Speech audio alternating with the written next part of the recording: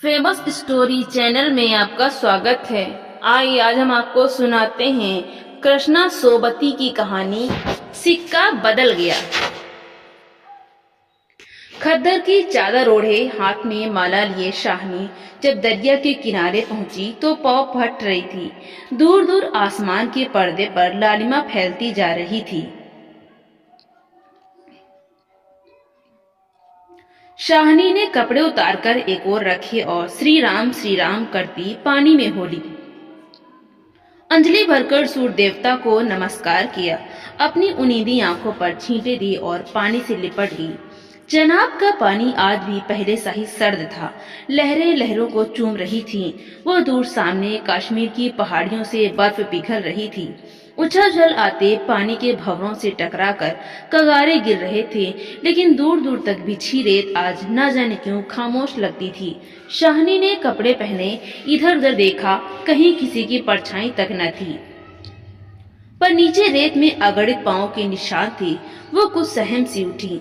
आज इस प्रभात की मीठी नीरवता में न जाने क्यों भयावना सा लग रहा है। वो पिछले 50 वर्षों से यहाँ नहाती आ रही है। कितना लंबा अरसा है। शाहनी सोचती है एक दिन इसी दुनिया के किनारे वो दुल्हन बनकर उतरी थी और आज शाहजी नहीं, उसका वो पढ़ा लिखा लड़का नहीं, आज वो अकेली है। शाहजी की लंबी चौड़ी हवेली में अकेली है। पर नहीं, यह क्या सोच रही है वो सवेरे सवेरे? अभी भी दुनियादारी से मन नहीं फिरा उसका। शाहनी ने लंबी सांस ली और श्री राम कर दी। बाजरे के खेतों से होती घर की राह ली। कहीं कहीं लीपे पुते आंगनों पर से धुआं उठ रहा था। टन टन बैलों की घंटियां बज उठती हैं। फिर भी कुछ बंधा बंधा सा लग रहा है। जम्मी वाला कुआं भी आज नहीं चल रहा। ये शाहजी की असामियां हैं। शाहनी ने नजर उठाई। यह मीलों फैले खेत अपने ही हैं। भरी भराई नई फसल को देखकर शाहनी किसी अपरत्व के मोह में भीग गई। यह सब शाहजी की बरकतें हैं। दूर दूर तक फैली हुई जमीनों में कुएं सब अपने हैं। साल में 3 फसल, जमीन तो सोना उगलती है। शाहनी कुएं की ओर बढ़ी, आवाज दी, शेरे शेरे, हसैना हसैना। शेरा शाहनी का स्वर पहचानता है, वो ना पहचानेगा? अपनी माँ जैना के मरने के बाद वो शाहनी के पास ही पलकर बड़ा हुआ। उसने पास पड़ा गंडासा शटाले के ढेर के नीचे सरका दिया। हाथ में हुक्का पकड़कर बोला, ए हसैना सैना। शाहनी की आवाज उसे कैसे हिला गई है। अभी तो वो सोच रहा था कि उस शाहनी की ऊंची हवेली की अंधेरी कोठरी में पड़ी सोने चांदी की संदूकचियां उठाकर ये तभी शेरे शेरे शेरा गुस्से से भर गया। किस पर निकाले अपना क्रोध?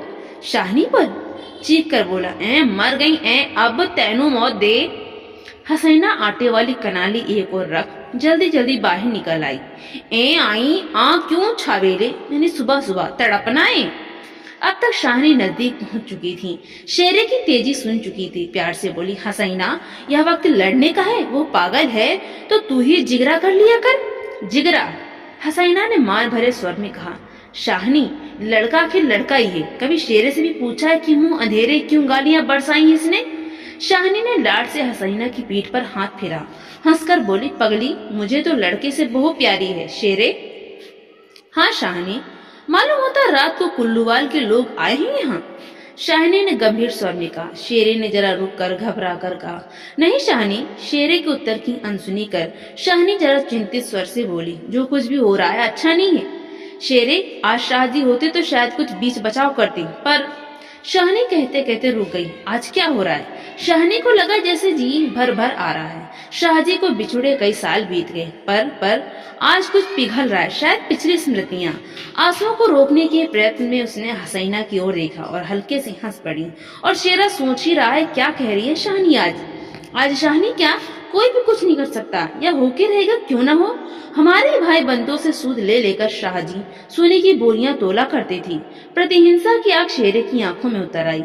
गंडासे की याद हो आई।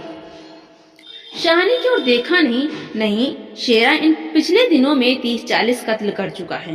परस्पर वो ऐसा नीच नहीं, सामने बैठे शाहनी नहीं। शाहनी के हाथ उसकी आंखों में तैर गए। वो सर्दियों की रातें कभी कभी शाहजी की डांट खाके वो हवेली में पड़ा रहता था और फिर लालटेन की रोशनी में वो देखता है शाहनी की ममता भरे हाथ दूध का कटोरा थामे हुई। शेरे शेरे उठ पी ले। शेरे ने शाहनी के झुर्रियों के पड़े मुंह की ओर देखा तो शाहनी धीरे से मुस्कुरा रही थी। शेरा विचलित हो गया। आखिर शाहनी ने क्या बिगाड़ा है?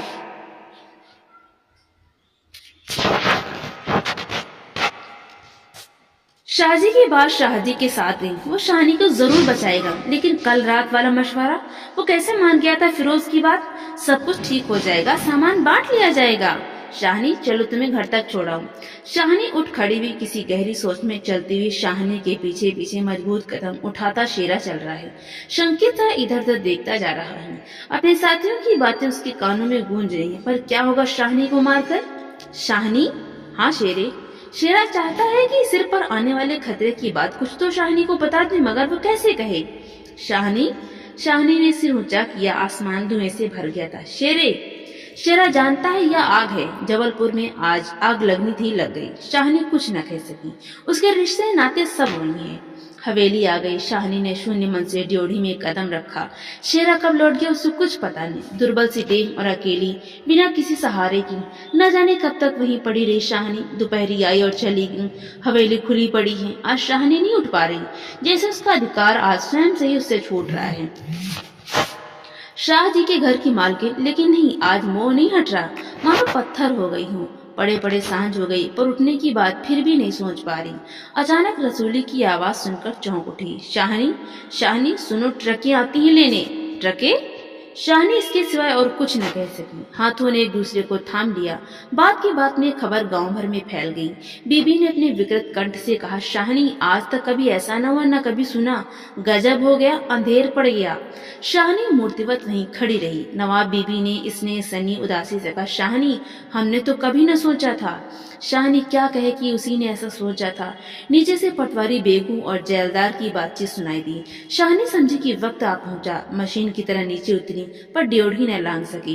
किसी गहरी, बहुत गहरी आवाज से पूछा, कौन कौन है वहां? कौन नहीं, आज वहां सारा गांव है जो इसके इशारे पर नाचता था। कभी उसकी असामियां हैं जिन्हें उसने अपने रिश्ते नातों से कभी कम नहीं समझा, लेकिन नहीं, आज उसका कोई नहीं। आज वह अकेली है। ये भीड़ की भीड़, उनने कुल्लूवाल के जाट, वो क्या सुबह ही न समझ गई थी? बेगू, पटवारी और मस्जिद के मुल्ला इस्माइल ने न जाने क्या सोचा, शाहनी के निकट आ खड़े हुए। बेगू आज शाहनी की ओर देख नहीं पा रहा। धीरे से जरा गला साफ करते हुए कहा, शाहनी रब नु यही मंजूर सी। शाहनी के कदम डोल गए, चक्कर आया और दीवार के साथ लग गई। इसी दिन के लिए छोड़ गए थे शाहजी उसे। बेजान से शाहनी की ओर देखकर बेगू सोच रहा है, क्या गुंजर रही है शाहनी पर, मगर क्या हो सकता है, सिक्का बदल गया है। शाहनी का घर से निकलना छोटी सी बात नहीं। गांव का गांव खड़ा है, हवेली के दरवाजे से लेकर उस दारे तक जिसे शाहजी ने अपने पुत्र की शादी में बनवा दिया था। तब से लेकर आज तक सब फैसले, सब मशवरे यही होते रहे हैं। इस बड़ी हवेली को लूट लेने की बात भी यही सोची गई थी। यह नहीं कि शाहनी कुछ न जानती हो, वो जानकर भी अनजान बनी रही। उसने कभी बैर नहीं जाना, किसी का बुरा नहीं किया, लेकिन बूढ़ी शाहनी यह नहीं जानती कि सिक्का बदल गया है। देर हो रही थी। थानेदार दाऊद खान जरा अकड़कर आगे आया और ड्योढ़ी पर खड़ी जड़ निर्जीव छाया को देखकर ठिठक गया। वही शाहनी है जिसके शाहजी उसके लिए दरिया के किनारे खेमे लगवा दिया करते थे। यह तो वही शाहनी है जिसने उसकी मंगेतर को सोने के कनफूल दिए थे मुंह दिखाई में। अभी उस दिन जब वो लीग के सिलसिले में आया था तो उसने उद्दंडता से कहा था, शाहनी भागोवाल मस्जिद बनेगी, 300 रुपया देना पड़ेगा। शाहनी ने अपने उसी सरल स्वभाव से 300 रुपए दिए थे। और आज शाहनी ड्योढ़ी के निकट जाकर बोला, देर हो रही है शाहनी, धीरे से, कुछ साथ रखना हो तो रख लो, कुछ साथ बांध लिया है, सोना चांदी? शाहनी आस्फुट स्वर से बोली, सोना चांदी? जरा ठहर कर सादगी से कहा, सोना चांदी बच्चा वो सब तुम लोगों के लिए, मेरा सोना तो एक एक जमीन में बिछा है। दाऊद खान लज्जित सा हो गया। शाहनी तुम अकेली हो, अपने पास कुछ होना जरूरी है, कुछ नकदी ही रख लो, वक्त का कुछ पता नहीं। वक्त? शाहनी अपनी गीली आंखों से हंस पड़ी। दाऊद खान, इससे अच्छा वक्त देखने के लिए क्या मैं जिंदा रहूंगी? किसी गहरी वेदना और तिरस्कार से कह दिया शाहनी ने। दाऊद खान निरुत्तर है, साहस कर बोला, शाहनी कुछ नकदी जरूरी है। नहीं बच्चा, मुझे इस घर से। शाहनी का गला रूंध गया। नकदी प्यारी नहीं, यहाँ की नकदी यहीं रहेगी। शेरा आंख खड़ा गुजरा कि हो न हो कुछ मार रहा है शाहनी से। खां साहिब, देर हो रही है। शाहनी चौंक पड़ी। देर? मेरे घर में मुझे देर? आंसुओं के भंवर में न जाने कहां से विद्रोह उमड़ पड़ा। मैं पुरखों के इस बड़े घर की रानी और ये मेरे ही अन्न पर पले हुए नहीं, यह सब कुछ नहीं। ठीक है, देर हो रही है पर नहीं। शाहनी रो रो कर नहीं शान से निकलेगी इस पुरखों के घर से। मान से लांघेगी यह देरी जिस पर एक दिन वो रानी बनकर आ खड़ी हुई थी। अपने लड़खड़ाते कदमों को संभाल कर शाहनी ने दुपट्टे से आंखें पोंछी और ड्योढ़ी से बाहर हो गई। बड़ी बूढ़ियां रो पड़ी। किसकी तुलना हो सकती थी इसके साथ? खुदा ने सबको दिया था, मगर दिन बदले, वक्त बदले। शाहनी ने दुपट्टे से सिर ढांपकर अपनी धुंधली आंखों में से हवेली को अंतिम बार देखा। शाहजी के मरने के बाद भी जिस कुल की अमानत उसने सहज कर रखा, आज उसे धोखा दे गई। शाहनी ने दोनों हाथ जोड़ लिए। यही अंतिम दर्शन था, यही अंतिम प्रणाम था। शाहनी की आंखें फिर कभी इस ऊंची हवेली को न देख पाएंगी। प्यार ने जोर मारा, सोचा एक बार घूम फिर कर पूरा घर क्यों न देखाई। मैं जी छोटा हो रहा है, पर जिनके सामने हमेशा बड़ी बनी रही है उनके सामने वो छोटी ना होगी। इतना ही ठीक है, बस हो चुका। सिर झुकाया। ड्योढ़ी के आगे कुलवधू की आंखों से निकलकर कुछ बूंदे बंदे चू पड़ी।